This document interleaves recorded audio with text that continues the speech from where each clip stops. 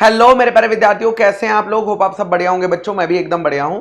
आज हम बच्चों द इंडियन कॉन्ट्रैक्ट एक्ट 1872 का सेकंड यूनिट रिवाइज करने जा रहे हैं, that is bailment and pledge. यानी अब हम दो स्पेशल टाइप के कॉन्ट्रैक्ट्स यहां पर डिस्कस करने वाले हैं।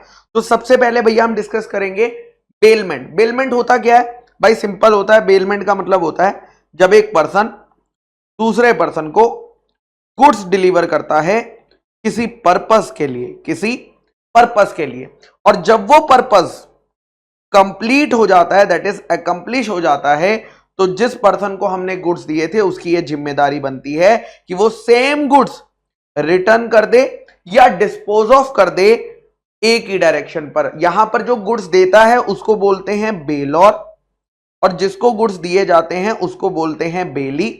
यहां पर कंसीडरेशन हो भी सकती है, नहीं भी हो सकती है। General rule Indian contract act का यह बोलता है कि किसी भी कॉन्ट्रैक्ट के होने के लिए उसमें कंसीडरेशन का प्रेजेंट होना जरूरी है, वरना उसे वैलिड कॉन्ट्रैक्ट नहीं माना जाता, वॉइड माना जाता है। But bailment is that exception to that general rule.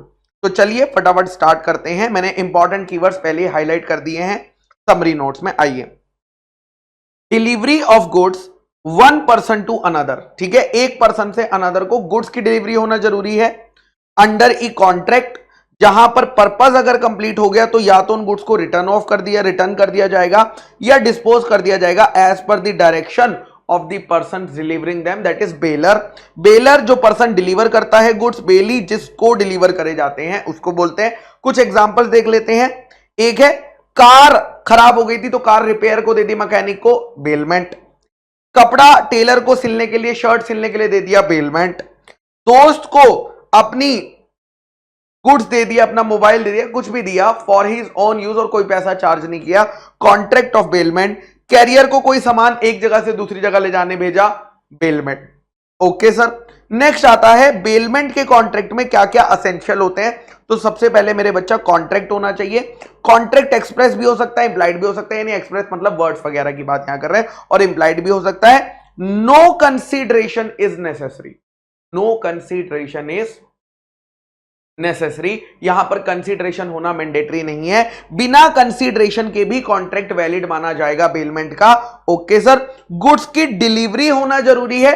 Delivery actual delivery भी हो सकती है, कंस्ट्रक्टिव डिलीवरी भी हो सकती है। एक्चुअल डिलीवरी का मतलब है फिजिकली हैंड ओवर करना गुड्स, और कंस्ट्रक्टिव का मतलब है, फॉर एग्जांपल जैसे हमने कार की कीज दे दी तो यहां पर हमने क्या किया, कंस्ट्रक्टिव डिलीवरी कर दी बाय डूइंग एनीथिंग जिससे कि गुड्स बेली की पोजीशन में आ जाते हैं या बेली की एजेंट की पोजीशन में आ जाते हैं। Okay sir. पर्पस होना जरूरी है।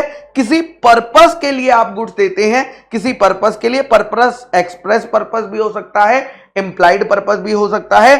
पोजेशन ट्रांसफर होना जरूरी है, बेलर से बेली के पास गुड्स की पोजेशन चेंज होनी जरूरी है। अगर आपने पोजेशन चेंज नहीं करी, सिर्फ कस्टडी चेंज करी है, तो बेलमेंट नहीं माना जाता। फॉर एग्जांपल इसमें एक आंटी थी जो कि एक गोल्ड का जो उनके पास सामान था, गोल्ड का कुछ कॉइन वगैरह था, वो उसकी रिंग बनवाना चाहती थी। तो वो डेली जाती थी ज्वेलर के पास और वहां पर उन्होंने अपना गुड्स रख दिया था, लेकिन उसे वो एक डब्बे में रखती थी और उसकी चाबी अपने पास लेकर आ जाती थी। तो यहां पर क्या हुआ, गुड्स जो हैं, जो ज्वेलरी है, वो ज्वेलर की पोजेशन में तो है, ओ सॉरी कस्टडी में तो है लेकिन उसकी पोजेशन में नहीं है। कस्टडी में तो है लेकिन उसकी पोजेशन में नहीं है, तो यहां पर बेलमेंट नहीं होगा। ये क्वेश्चन कई बार एग्जाम में आया हुआ है और एमसीक्यू पॉइंट ऑफ व्यू से भी बहुत इंपॉर्टेंट है कि सिर्फ कस्टडी देने से काम नहीं चलेगा, पोजेशन देने से काम चलेगा बेलमेंट अगर करना है तो। उसके बाद आता है रिटर्न ऑफ गुड्स। गुड्स को रिटर्न करना बहुत ज्यादा जरूरी है। Bailee can not deliver some other goods. Bailee जो है दूसरे गुड्स डिलीवर नहीं कर सकता है, उसे बेलर को वही गुड्स डिलीवर करने हैं जो उसने लिए थे। दूसरे गुड्स नहीं दे सकता है वो वापस, सेम गुड्स वापस होने चाहिए, सेम गुड्स वापस होने चाहिए। बेलमेंट के टाइप्स क्या होते हैं बेटा? ग्रेचुअस बेलमेंट और non gratuitous bailment. Gratuitous bailment मतलब फ्री ऑफ चार्ज, जिसमें कोई पैसा चार्ज नहीं किया गया है। नॉन ग्रेचुअस बेलमेंट मतलब जिसमें कोई कंसीडरेशन प्रेजेंट है, जिसमें दोनों का बेनिफिट हो रहा है, उसमें कंसीडरेशन प्रेजेंट है। Okay sir. बेलर की ड्यूटी, अब ध्यान से सुनना, हम यहां पर कुछ टॉपिक पढ़ेंगे।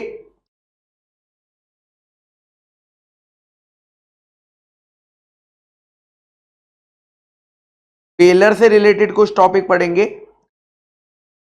बेली से रिलेटेड कुछ टॉपिक पढ़ेंगे। हम बेलर की ड्यूटीज पढ़ेंगे, और बेली की ड्यूटीज पड़ेंगे, और यही ड्यूटीज बेली के राइट्स बन जाएंगे। बेलर की ड्यूटीज क्या बन जाती हैं? बेली के राइट्स, और बेली की ड्यूटीज क्या बन जाती हैं? बेलर के राइट्स। ठीक है, तो वो हमें मतलब हम अगर ड्यूटीज को डिटेल में डिस्कस कर लेंगे तो राइट्स को उतना डिटेल में डिस्कस करने की जरूरत नहीं पड़ेगी। तो चलिए आगे चलते हैं, ध्यान से सुनिएगा। सबसे पहले बेलर की हम लोग ड्यूटीज पढ़ने जा रहे हैं। क्या ड्यूटीज होती हैं? ग्रेचुअस के केस में क्या होता है, नॉन ग्रेटिशियस के केस में क्या होता है? सबसे पहला point, bailor to disclose fault in goods bailed, यानी अगर बेलर जो गुड्स दे रहा है उसमें कोई फॉल्ट है तो बेलर की ये ड्यूटी है कि वो उन फॉल्ट्स के बारे में बेली को पहले से ही बता दे। लेकिन इट डिपेंड्स कि ये कौन से टाइप की आपने बेलमेंट करी थी, फ्री वाली बेलमेंट थी या चार्जेबल बेलमेंट थी। अगर फ्री बेलमेंट थी तो उस केस में सिर्फ आपकी ड्यूटी वो वाले डिफॉल्ट बताने की है जिसमें आप अवेयर थे, वो वाले बता देंगे जिसके बारे में बेलर अवेयर था। और अगर वो उन डिफेक्ट्स को भी नहीं बताता है जिसके बारे में वो अवेयर था, तो इस केस में भैया क्या होगा, फिर डैमेजेस देने पड़ेंगे। लेकिन अगर चार्जेबल वाली है यानी नॉन ग्रेशियस है, जिसमें कि कंसीडरेशन प्रेजेंट है, हायर वाला केस है, तो उस केस में अवेयर हो या ना हो, अगर सामने वाली पार्टी को नुकसान होता है तो भैया आप लायबल रहेंगे डैमेजेस के लिए। So if bailed for hire, bailor is responsible whether और not he was aware of existence of such default. इससे फर्क नहीं पड़ता कि आप उस डिफॉल्ट के बारे में एग्जिस्टेंस थे, अवेयर थे या नहीं थे। उसके बाद आता है इसी में ही सेम एग्जांपल, मान लो डेंजरस घोड़ा, कि भैया हमने उसे बताया ही नहीं कि जो हमारा हॉर्स है वो सही हॉर्स नहीं है, हमने उसे नहीं बताया। तो डिपेंड करता है, अगर मैंने उसे फ्री में दे रहा हूं तो मुझे बताना चाहिए था अगर मैं अवेयर था, है ना, वरना क्या होगा, मुझे डैमेजेस देने पड़ जाएंगे। ठीक है, ओके सर। उसके बाद आता है नेसेसरी एक्सपेंसेस और एक्स्ट्रा ऑर्डिनरी एक्सपेंसेस। देखो नॉन ग्रेशियस के केस में यानी चार्जेबल जिसमें कंसिडरेशन प्रेजेंट होता है, उसके केस में सिर्फ और सिर्फ एक्स्ट्रा ऑर्डिनरी एक्सपेंसेस देंगे। नेसेसरी एक्सपेंसेस इसलिए नहीं देते हैं क्योंकि उसके लिए ऑलरेडी हमें चार्ज कर लिया गया है, उसके लिए ऑलरेडी हमें चार्ज किया हुआ है।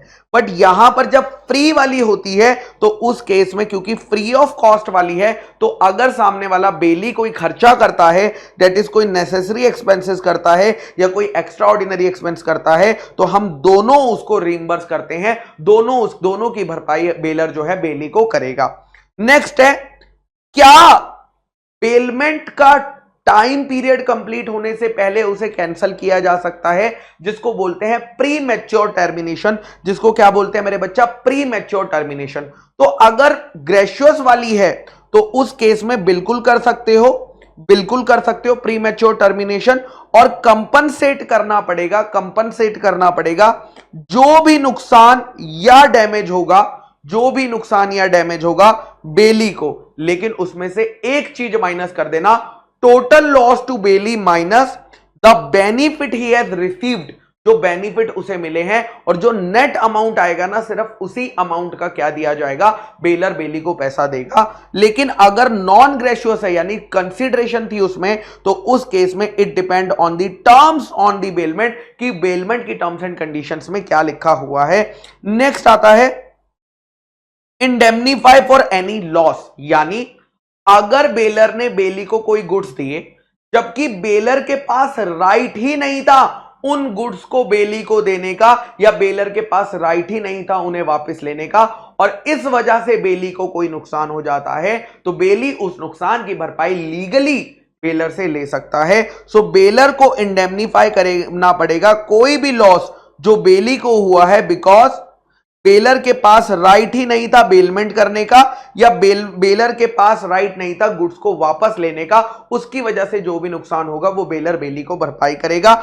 Bound to receive goods back, जैसा कि हमने पढ़ा कि काम पूरा होने के बाद बेली की ये ड्यूटी होती है कि वो बेलर को गुड्स वापस करे, तो इधर बेलर की भी ड्यूटी होती है कि अगर गुड्स वापस देने आया है तो वो उनको रिसीव बैक कर ले। So it is the duty of the bailor to receive back the goods. और अगर वो ऐसा नहीं करता, अगर बेलर मना कर देता है रिसीव करने से, तो बेली जो है कंपनसेशन ले सकता है सारे नेसेसरी एक्सपेंसेस की जो उसे कस्टडी में, क्योंकि उसे एक्स्ट्रा दिन अपने पास रखना पड़ा तो उसके कुछ चार्जेस आए होंगे, तो उन चार्जेस की भरपाई वो ले सकता है लीगली, किससे? बेलर से ले सकता है। नेक्स्ट आता है मेरे बच्चा duties of belly. Duties of belly, तो यहां पर हमारी बेलर की ड्यूटीज कंप्लीट हो गई, अब हम बेली की ड्यूटी पे जा रहे हैं। बेली की सबसे पहली ड्यूटी क्या है बेटा? रीजनेबल केयर रखना, जो गुड्स मिले हैं उनका ऐसे ख्याल रखना जैसे हम अपने गुड्स का रखते हैं, अपने गुड्स का रखते हैं। मान लो ए ने बी को वॉच दी, तो बी को उस वॉच का ख्याल ऐसे रखना है जैसे वो अपने वॉचेस का ख्याल रखता है, जो एक ऑर्डिनरी प्रूडेंस मैन वाला करता है। मतलब अगर वो अपनी वॉच अपने रूम में रखता है तो उसे अपनी वॉच, जो बेलमेंट पे वॉच मिली है, वो भी उसे अपने रूम में ही रखनी पड़ेगी। लेकिन अगर कोई स्पेशल इंस्ट्रक्शन मिला हुआ है, लेकिन अगर कोई स्पेशल इंस्ट्रक्शन मिला हुआ है कि नहीं नहीं तुम इस वॉच को लॉकर के अंदर ही रखना, तो फिर उसे लॉकर के अंदर ही रखने पड़ेंगे, क्योंकि कॉन्ट्रैक्ट में एंटर होते हुए ही पहले से ही इंस्ट्रक्शन दे दिया गया था कि इन्हें कहां रखना है, फिर तुम नॉर्मल वाला केस नहीं लगाओगे। यही बात है, अगर कॉन्ट्रैक्ट में कुछ भी मेंशन नहीं है और रीजनेबल केयर रखता है बेली, तो वो रिस्पॉन्सिबल नहीं होता लॉस के लिए। लेकिन अगर कोई स्पेशल कॉन्ट्रैक्ट में स्पेशल इंस्ट्रक्शन दिया गया है, तो इस केस में, उस केस में उसे उस इंस्ट्रक्शन को फॉलो करना पड़ेगा। अगर वो उस इंस्ट्रक्शन को फॉलो नहीं करता है और उसकी वजह से कोई नुकसान हो जाता है, तो बेली को वो नुकसान बेलर को भरपाई करके देनी पड़ती है। नेक्स्ट, गुड्स का इस्तेमाल सिर्फ और सिर्फ, बेलमेंट के केस में गुड्स का इस्तेमाल सिर्फ उसी पर्पस के लिए किया जा सकता है जिस पर्पस के लिए गुड्स को बेल आउट किया था, यानी जिस चीज की अथॉरिटी बेलर ने दी थी। अगर आपने अनऑथराइज्ड इस्तेमाल करा, जिसकी अथॉरिटी नहीं दी गई थी कॉन्ट्रैक्ट में, तो उस केस में वॉइडेबल हो जाता है कॉन्ट्रैक्ट, कैंसिलेबल हो जाता है। बेलर लीगली उस कॉन्ट्रैक्ट को कैंसिल कर सकता है बिना कोई कंपनसेशन पे करे, क्योंकि बेली ने गुड्स का इस्तेमाल उन पर्पस के लिए कर लिया जो कि कॉन्ट्रैक्ट में अलाउड ही नहीं था। Okay sir. नेक्स्ट है not to mix the goods, यानी बेलर के गुड्स को बेली ने अपने गुड्स में मिक्स नहीं करना है। पहले अगर वो करना चाहता है तो क्या करनी पड़ेगी?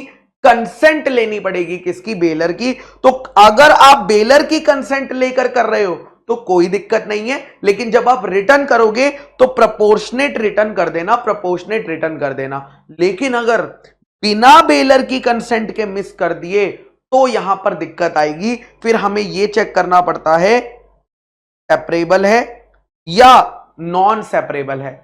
अगर गुड्स सेपरेबल है, यानी अलग अलग करे जा सकते हैं, तो उन्हें जो अलग करने का खर्चा आएगा, bailee is bound to bear those expenses of separation, जो उन्हें अलग करने का आएगा और जो डैमेज हुआ होगा मिक्सचर से। लेकिन अगर वो अलग नहीं हो सकते हैं तो बेली को क्या देनी पड़ेगी? कंपनसेशन देनी पड़ेगी। बेलर को क्या देनी पड़ेगी?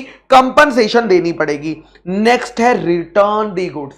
काम पूरा होते ही, बेलर मांगे या ना मांगे, बेली की ये ड्यूटी है, बेली की, यानी विदाउट डिमांड, बेलर नहीं डिमांड करेगा, काम पूरा होते ही खुद जाकर क्या कर देना? गुड्स वापस कर देना। सर अगर टाइम पीरियड के लिए दियो तो टाइम पीरियड, मान लो 7 दिन के लिए गुड्स दिए थे, तो 7वां दिन खत्म होते ही तुम्हारी ये ड्यूटी है कि तुम उसे क्या कर दोगे? गुड्स को रिटर्न कर दोगे। अगर बेली नहीं करता टाइम पर रिटर्न, तो बेली रिस्पॉन्सिबल होगा बेलर को। उसके बाद कोई भी नुकसान गुड्स को हो गया तो उसके लिए बेली जो है बेलर को रिस्पॉन्सिबल होने वाला है। नेक्स्ट है, जितने पीरियड में गुड्स बेली के पास पड़े थे, अगर उन गुड्स में कुछ बढ़ोतरी हो गई, ए ने बी को गाय दी थी और बी के पास जब तक वो गाय थी उस गाय को एक बच्चा हो गया, यानी गुड्स में एक्रेशन हो गया, तो सिर्फ गाय ही नहीं, गाय का बच्चा भी वापस करना पड़ेगा। यही बात यहां पे करी है। इन एब्सेंस, अगर कॉन्ट्रैक्ट में कुछ नहीं लिखा है तो bailee is bound to deliver to the bailor not only the goods but also the increase. Next है no adverse title. Adverse title मतलब बेली कभी ये नहीं कह सकता कि ये गुड्स मेरे हैं, वो हमेशा क्या कहेगा? ये गुड्स बेलर के हैं, ये गुड्स किसके हैं? बेलर के हैं। So he can not deny the ownership of the bailor. वो बेलर की ओनरशिप को डिनाई नहीं कर सकता कि ये गुड्स उसको, वो नहीं कर सकता, भले ही गुड्स उसके पास पड़े हैं, बट ओनर कौन रहेगा? बेलर ही रहने वाला है। नेक्स्ट है राइट्स ऑफ बेलर तो हमने आपको बता दिया था, ड्यूटीज राइट्स बन जाती है, तो वही पॉइंट यहां पे लिखे हुए हैं। राइट्स ऑफ बेलर में क्या होगा कि भैया बेलर के पास क्या क्या राइट्स हैं। अगर इनकंसिस्टेंट यूज करेगा, अगर अनऑथराइज यूज करेगा बेली, तो कैंसिल कर देंगे बेलमेंट को। अगर प्री मैच्योर जो टर्मिनेशन है वो करवा सकते हैं, that is demand back goods at any time, कि भैया वापस दे दो मेरे गुड्स, कब कर सकते हैं, प्री मैच्योर टर्मिनेशन का केस हो जाएगा। या रॉन्ग डूअर, जिसने गलत किया है उसके खिलाफ केस फाइल करना, या जो काम का उसने वादा किया था वो काम उससे पूरा करवाना और कंपनसेशन क्लेम करना। अगर उसने मिक्स कर दिया गुड्स को या अनऑथराइज यूज कर लिया, उसकी वजह से कोई नुकसान हो गया, तो उसकी कंपनसेशन। तो ये सारे ड्यूटीज को ही राइट्स बनाकर इधर लिखा हुआ है। नेक्स्ट ये वाला पॉइंट इंपॉर्टेंट है, ध्यान से सुनना एमसीक्यू के लिए। जिस इंसान ने गलत काम किया दैट इज रॉन्ग डूअर। मान लो ए ने बी को कार चलाने के लिए दी थी और बी जब कार चला रहा था तो सी ने पीछे से आकर वो कार को ठोक दिया, तो यहां पर रॉन्ग डूअर कौन है, मिस्टर सी। तो मिस्टर सी पर केस कौन फाइल कर सकता है, बेलर या बेली। तो लॉ कहता है अगर कोई थर्ड पर्सन गलत काम करता है तो उस केस में बेली के पास वो रेमेडीज होती हैं जो बेलर के पास होती है, यानी बेलर और बेली दोनों केस कर सकते हैं, कोई दिक्कत की बात नहीं है। लेकिन जो पैसा अल्टीमेटली कोर्ट का जो ऑर्डर आएगा उसमें जितना भी कंपनसेशन होगा ना, वो कंपनसेशन बांट दिया जाएगा बेलर और बेली के बीच में according to their interest, according to their interest. उसके बाद आते हैं मेरे बच्चा बेली के राइट्स। बेली के पास क्या क्या राइट्स हैं देखो। अगर ज्वाइंट बेलर का केस है, ज्वाइंट बेलर मतलब मान लो एक मशीन थी जिसके 3 ओनर है एबीसी, इन्होंने ये मशीन डी को बेलमेंट पर दे दी, डी को बेलमेंट पर दे दी, तो यहां पर क्या हो गया मेरे बच्चा, ज्वाइंट बेलर्स हो गए, मल्टीपल बेलर्स हो गए सेम गुड्स के। तो उस केस में लॉ बोलता है कि डी तुम्हें गुड्स, तुम अगर गुड्स एबीसी नहीं तीनों में से किसी एक को भी मशीन वापस कर दोगे तो काम पूरा हो जाएगा, काम पूरा, हम मान लेंगे कि तुमने अपनी ड्यूटी पूरी कर दी। तो ये राइट है बेली का कि वो तीनों में से किसी भी एक बेली को दे देगा, यानी ज्वाइंट बेलर्स में से किसी भी एक बेलर को दे देगा तो काम हो जाएगा।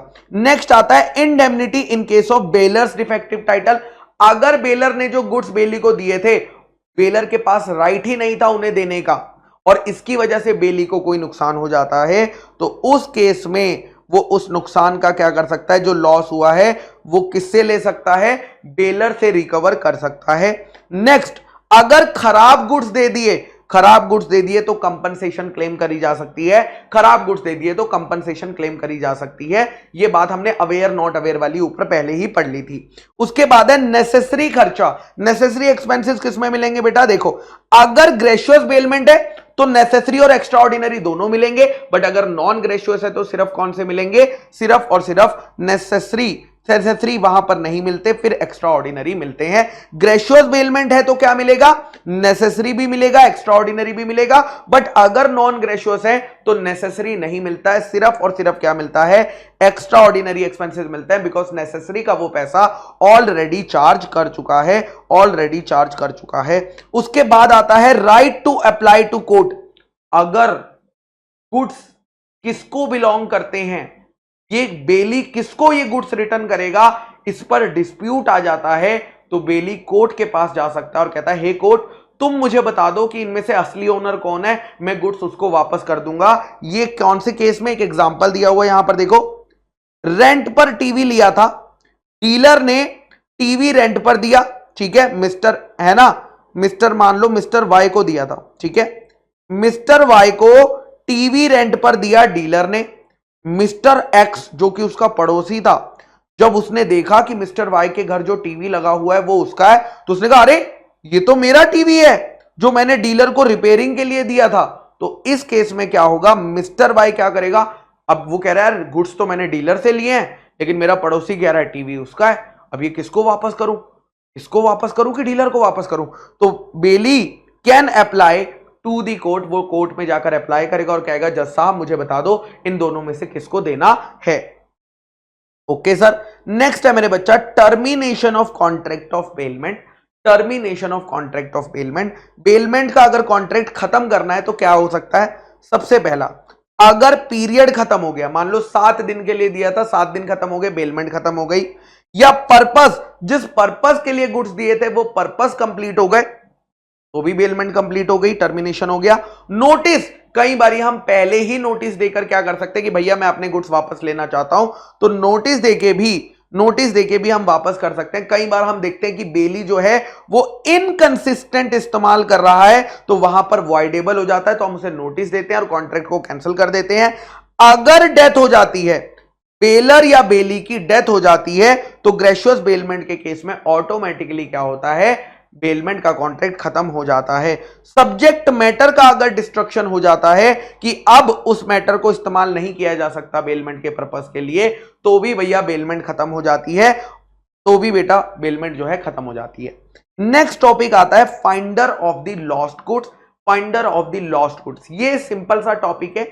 ये सिर्फ इतनी सी बात कहता है कि अगर किसी इंसान को किसी और के गुड्स मिल जाते हैं, तो हम उस इंसान को बोलेंगे finder of the lost goods, कि तुम्हें किसी और के गुड्स मिल गए और तुम्हें इन गुड्स को क्या करना है, ट्रू ओनर को ढूंढकर उसे रिटर्न कर देना है। हां, उसे रिटर्न करते हुए जो खर्चा तुम्हारा आया था, जो रीजनेबल खर्चा तुम्हारा आया था उसे ढूंढने में, वो तुम उससे उस टाइम क्लेम कर लेना। यही बात finder of the lost goods में लिखी हुई है कि अगर किसी इंसान को गुड्स मिलते हैं जो कि उसको बिलोंग नहीं करते बल्कि किसी और को बिलोंग करते हैं, तो हम उसे बोलेंगे finder of the lost goods बोलेंगे, finder of the lost goods बोलेंगे।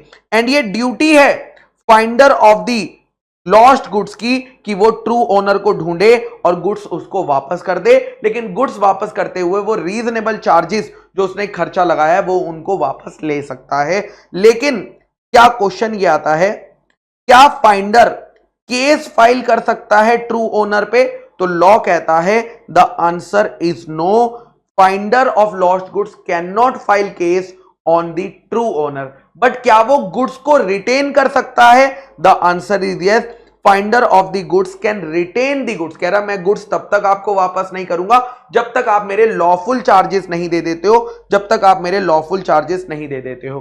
बट इस केस का एक एक्सेप्शन है जहां पर फाइंडर ओनर पर केस कर सकता है। वो एक्सेप्शन कौन सा है? जनरल ऑफर का, कि अगर ओनर ने जनरल ऑफर दिया था और उस पर कोई स्पेसिफिक रिवॉर्ड दिया हुआ था, तो फिर लीगली केस फाइल करके क्या करा जा सकता है, वो रिवॉर्ड को मांगा जा सकता है, वो रिवॉर्ड को क्लेम किया जा सकता है।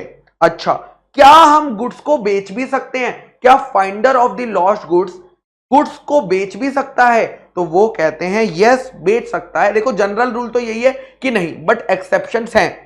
तो जनरली यही है कि finder of the lost good does not have the right to sell the goods. However, अगर जो ट्रू ओनर है वो ढूंढने पर भी नहीं मिल रहा है, या मिल तो गया है लेकिन उसने लीगल चार्जेस देने से मना कर दिया है, तो उस केस में हमारा जो फाइंडर है वो क्या कर सकता है, बेच सकता है, प्रोवाइडेड या तो गुड्स जो है पेरिशेबल नेचर के हैं, या जो लॉफुल चार्जेस हैं वो कितने हो गए हैं, 2/3 of the value of goods हो गए हैं। तो इस केस में हो सकता है, ये एमसीक्यू के पॉइंट ऑफ व्यू से ये वाला पॉइंट जो है इंपॉर्टेंट है। नेक्स्ट आता है जनरल लीन वर्सेस पर्टिकुलर लीन।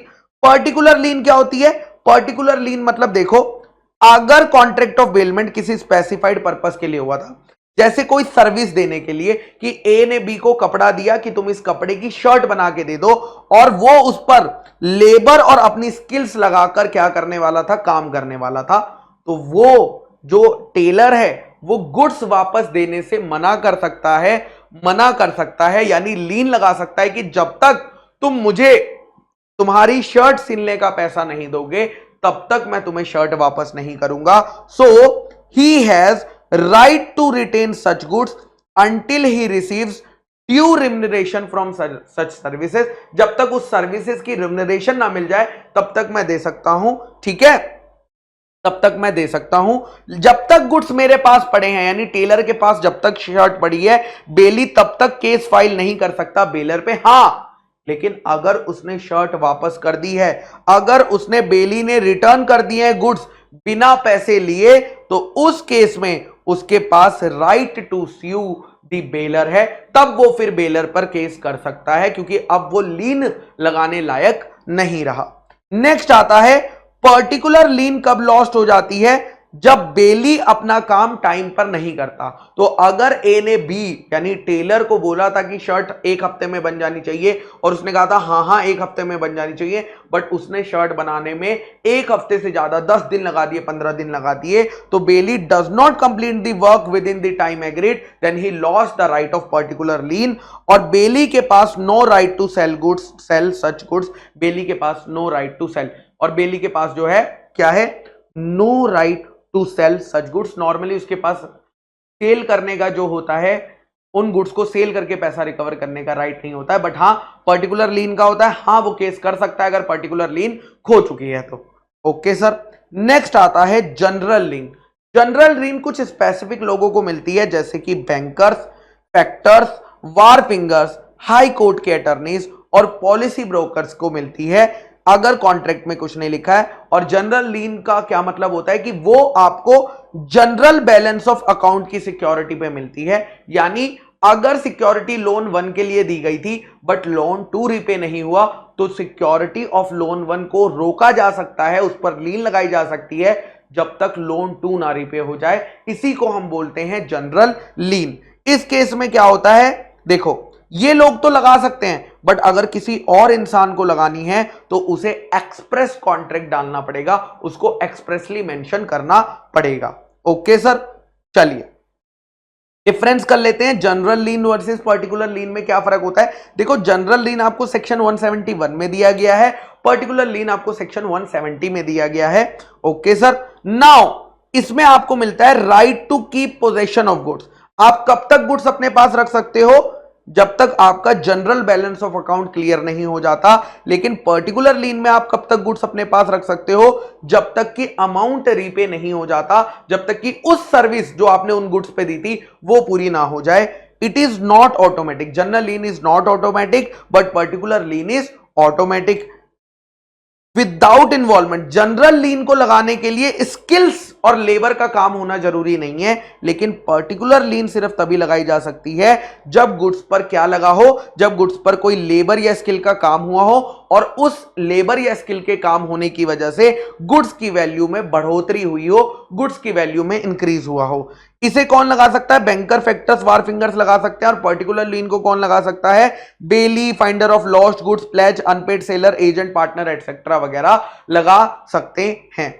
नेक्स्ट टॉपिक आता है बेटा बेलमेंट के बाद प्लेज। प्लेज की जब हम बात करते हैं, जब हम प्लेज की बात करते हैं तो pledge is a special type of bailment. Pledge में भी बेलर होता है, प्लेज में भी बेली होती है। फॉर एग्जाम्पल, एक एग्जाम्पल लेते हैं, जैसे ए ने बी को लोन दिया, ए ने बी को क्या दिया मेरे बच्चा, लोन दिया, और बी ने उसकी सिक्योरिटी के लिए कुछ गुड्स को गिरवी रख दिया, सिक्योरिटी के बदले गिरवी रख दिया। तो यहां पर जो गुड्स दे रहा है वो कौन है, बेलर है, और जिसको गुड्स मिल रहे हैं वो कौन है, बेली। बट क्योंकि ये स्पेशल टाइप ऑफ कॉन्ट्रैक्ट है तो यहां पर हम बेलर को किस नाम से बुलाएंगे, पोनर या प्लेजर, और बेली को किस नाम से बुलाएंगे, पोनी या प्लेजी के नाम से बुलाया जाएगा। सो यही बात यहां पर लिखी हुई है। Pledge is a type of bailment of goods जो हम सिक्योरिटी के लिए देते हैं for payment of a debt या परफॉर्मेंस ऑफ अ प्रॉमिस, इसको प्लेज बोलते हैं। यहां पर बेलर को पोनर के नाम से बुलाया जाता है और प्लेजर के नाम से बुलाया जाता है, और बेली को पोनी और प्लेजी के नाम से बुलाया जाता है। ठीक है, ओके सर।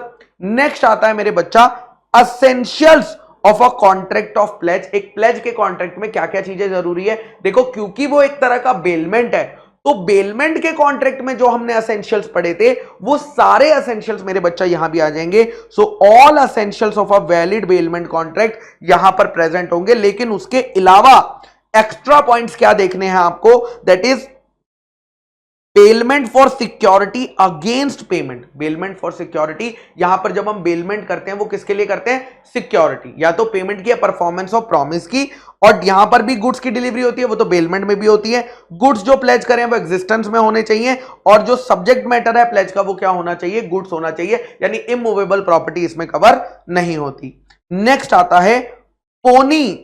पोनी या प्लेजी के क्या क्या राइट्स होते हैं, पोनी या प्लेजी के क्या क्या लीगल राइट्स होते हैं, लेट्स रीड देम। देखो, right to retain the goods pledge, मतलब अगर जब तक पैसा नहीं मिलता रिटर्न बैक, या जब तक वो प्रॉमिस पूरा नहीं होता जिसके लिए गुड्स दिए गए थे, उनको हम अपने पास क्या कर सकते हैं, रिटेन करके रख सकते हैं, ठीक है, but for the interest of the debt, सिर्फ उस डेट के लिए। लेकिन अगर हमने कोई खर्चा किया है, उस गाड़ी को अपने पास रखने का कोई खर्चा किया है with respect to possession and preservation, तो उसके लिए हम गुड्स को क्या रिटेन करके रख सकते हैं। बैंक में retain the placed goods if interest amount is pending, okay sir. Right to retain goods for subsequent debts, क्या सब्सीक्वेंट डेट्स के लिए भी रिटेन कर सकते हैं, तो वो बोलते हैं पोनी जो है वो गुड्स को रिटेन करके रख सकता है अदर देन दैट और promise for which they are placed, but he can exercise, but वो तब ऐसा इसलिए कब कर सकता है, जब when there is a contract to this effect, मतलब कॉन्ट्रैक्ट में क्लियरली मेंशन होगा। मतलब अगर गुड्स को बेल किया गया, यहां पर दो लोन है, लोन 1, अगर गुड्स को लोन 1 के लिए बेल किया गया था, तो जो लोन 1 है उसके लिए तो वो रख सकता है, बट दूसरा जो लोन दिया गया लोन 2, उस पे कोई गुड्स नहीं लिए गए, तो इस लोन 2 के लिए क्या पहले दिए गए गुड्स को रिटेन करा जा सकता है। वो बोले ये सिर्फ तभी पॉसिबल है जब कॉन्ट्रैक्ट में क्लियरली मेंशन होगा, चलिए नेक्स्ट है right to extraordinary expenses incurred entitled to receive. देखो पोनी ने अगर कोई खर्चा किया है जो गुड्स को प्रिजर्व करने के लिए, तो उस केस में he doesn't have the right to retain the goods, but for this he can sue, यानी वो गुड्स पर लीन तो नहीं लगा सकता है एक्स्ट्रा ऑर्डिनरी एक्सपेंसेस के लिए, बट क्या वो उस केस में केस फाइल कर सकता है पोनर पे अगर वो पैसे नहीं देता है। The answer is yes, he does not have the right to retain goods पर for this but he can sue. Sir लेकिन यहां तो कंफ्यूजन हो गया सर मुझे। बेटा क्या कंफ्यूजन हो गया सर? मुझे ये कंफ्यूजन हो गया सर, ऊपर भी तो लिखा हुआ है, ऊपर भी लिखा हुआ है, यहां भी लिखा हुआ है, तो यहां पर बेटा नेसेसरी एक्सपेंसेस की बात हो रही थी और यहां पर बेटा बात हो रही थी एक्स्ट्रा ऑर्डिनरी एक्सपेंसेस की। ये आपको ध्यान रखना है कि नेसेसरी एक्सपेंसेस के लिए रिटेन किया जा सकता है, एक्स्ट्रा ऑर्डिनरी एक्सपेंसेस के लिए रिटेन नहीं किया जा सकता। नेक्स्ट चलते हैं राइट टू फाइल सूट। अगर पोनर डिफॉल्ट कर देता है, टाइम पर पेमेंट नहीं करता है या अपना वादा पूरा नहीं करता है, तो pawnee has the following rights. Pawnee case file कर सकता है पोनर के ऊपर और गुड्स को अपने पास रख सकता है एज अ कोलेटरल सिक्योरिटी, यानी केस भी कर देगा, है ना, ठीक है। ही में सेल, और वो गुड्स को सेल कर सकता है, नोटिस देने के बाद वो गुड्स को सेल कर सकता है, और नोटिस के बाद जो पैसा आएगा ना, उस पैसे में से वो अपना पैसा काट के, अगर एक्स्ट्रा पैसा होगा तो वो किसको वापस दे देगा? पोनर को वापस दे देगा, और अगर पैसा कम पड़ जाएगा तो क्या करेगा? पोनर से वो पैसा रिकवर कर लेगा, तो देखो अगर सेल प्रोसीड्स अमाउंट ड्यू से कम है तो पोनर से बाकी का पैसा, रिमेनिंग पैसा मांगा जाएगा, बट अगर सेल प्रोसीड्स जो गुड्स हमने बेचे उससे पैसा ज्यादा आ गया तो जो सरप्लस है वो किसको वापस कर दिया जाएगा? पोनर को वापस कर दिया जाएगा। ओके सर, नेक्स्ट आते हैं पोनर के, दैट इज प्लेजर के क्या क्या राइट्स होते हैं। तो देखो क्योंकि पोनर एक बेलर ही होता है, तो जो बेलर के हमने राइट्स पिछले टाइप में पढ़े हैं, पिछले टाइप ऑफ कॉन्ट्रैक्ट में पढ़े हैं, वो सारे तो हैं, बस एक एक्स्ट्रा चीज पढ़ लेना, क्या? That is right of redemption. Right of redemption क्या होता है सर? बेटा राइट ऑफ रिडम्पशन का सिंपल सा मीनिंग ये होता है कि अगर ड्यू डेट के बाद, ड्यू डेट आ गई, आप गुड्स का पैसा, ड्यू डेट आ गई, आप गुड्स का पैसा नहीं दे पाए, आप जो डेट देना था आप वो पे नहीं कर पाए, तो उस केस में क्या होगा? जो पोनी है वो गुड्स को बेचने निकल जाएगा। तो वो बोल रहे हैं कि जब तक गुड्स एक्चुअली सेल नहीं होते तब तक तुम्हारे पास ये राइट है कि तुम पैसा चुकाकर अपने गुड्स को वापस ले सकते हो। यही बात यहां पर लिखी है कि if a time is stipulated for payment, जिसके लिए प्लेज करी थी, और पोनर ने डिफॉल्ट कर दिया, टाइम पर पे नहीं करा, तो भी वो अपने गुड्स वापस ले जा सकता है जब तक उन गुड्स की एक्चुअल सेल ना हो जाए, जब तक उन गुड्स की एक्चुअल सेल ना हो जाए। लेकिन इस केस में उसे पैसा तो वापस करना ही पड़ेगा, प्लस अगर कोई एडिशनल एक्सपेंसेस इस डिफॉल्ट की वजह से जो है उठाने पड़े होंगे पोनर को, वो भी देने पड़ेंगे, वो भी देने पड़ेंगे। चलिए, तो ड्यूटी ऑफ पोनी और ड्यूटीज ऑफ ओनर, अगर हमने राइट्स पढ़ लिए तो ड्यूटीज ऑटोमेटिकली कवर हो जाती है यहां पर। सो ड्यूटीज ऑफ पोनी में क्या है कि भैया रीजनेबल केयर रखना, अनऑथराइज्ड यूज मत करना, मिक्स मत करना, जब डेट पे हो जाए तो वापस कर देना, एक्रेशन हो जाए तो वो एक्रेशन गुड्स ही नहीं, गुड्स का एक्रेशन भी वापस कर देना, और इनकंसिस्टेंट यूज मत करना। ये सारी पॉइंट्स क्या हमने ऑलरेडी कहां पढ़े हैं? बेलमेंट में पढ़े हैं कि बेली को रीजनेबल केयर रखनी होती है, बेली को अनऑथराइज्ड यूज नहीं करना होता है, बेली मिक्स नहीं कर सकता है, काम पूरा होते ही बेली को गुड्स रिटर्न करने होते हैं अगर गुड्स में एक्रेशन होता है। ये क्या सारे पॉइंटर्स हमने वहां पढ़े थे, इसीलिए यहां पर डिटेल्स कुछ मेंशन नहीं है, क्योंकि ऑलरेडी बेलमेंट के कॉन्ट्रैक्ट में कवर हो गए थे सेम पॉइंट। यस और नो, यस और नो। तो क्या मैं कह सकता हूं यहां पर राइट्स ऑफ पोनी में मतलब राइट्स ऑफ बेली की ही बात हुई है? यस सर, बिल्कुल कह सकते हैं। नेक्स्ट आता है मेरे बच्चा राइट्स ऑफ ओनर। देखो, ओनर को क्या करना है? अपना वादा पूरा करना है, या जो पैसा उसने बोला था वो चुका देना है, तभी तो उसे गुड्स वापस मिलेंगे। और एक्स्ट्रा ऑर्डिनरी एक्सपेंसेस के लिए कंपनसेट करना है जो उसने गुड्स को प्रिजर्व करने के लिए करे थे। पोनी का अगर कोई नुकसान हो जाता है, पोनी का नुकसान हो जाता है तो उसे इंडेमनीफाई करना है। कोई भी गड़बड़ अगर हमारे गुड्स में है तो ये बात उसे बतानी पड़ेगी, ये बात उसे बतानी पड़ेगी।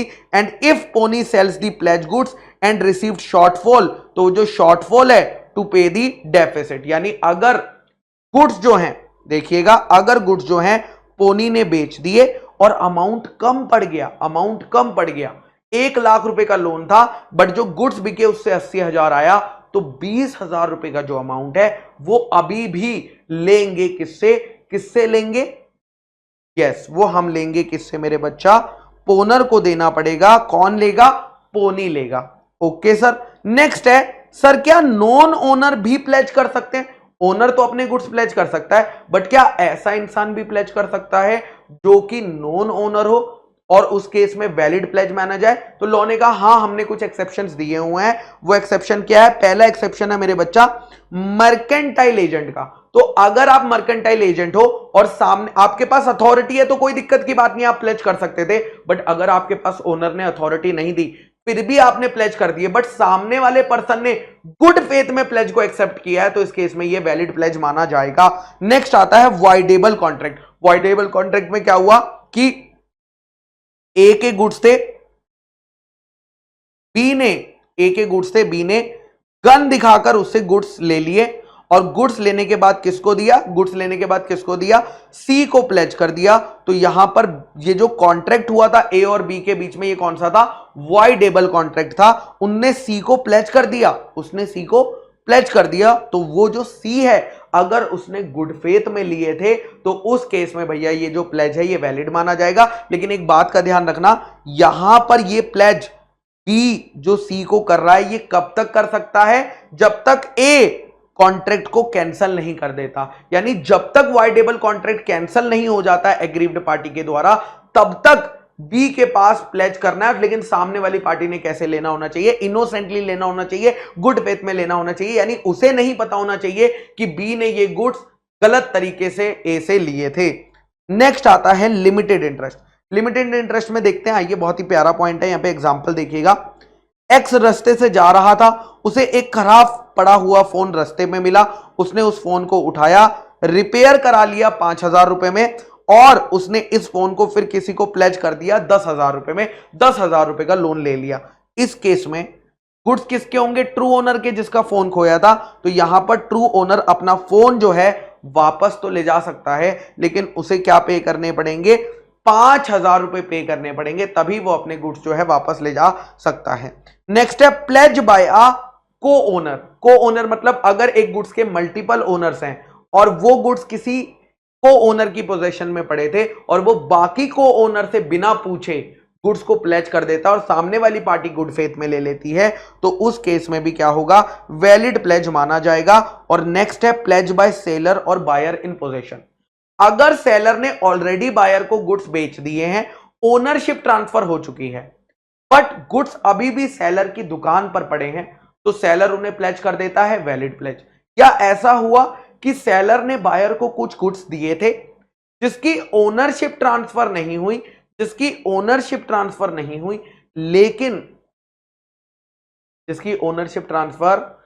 हुई, लेकिन बायर ने उन गुड्स को आगे प्लेज कर दिया और सामने वाली पार्टी ने गुड फेथ में ले लिया, तो जो बायर और उस पार्टी के बीच जो प्लेज का कॉन्ट्रैक्ट हुआ है वो वैलिड प्लेज माना जाएगा, ओके सर। नेक्स्ट डिफरेंस आता है बेटा बेलमेंट और प्लेज का डिफरेंस।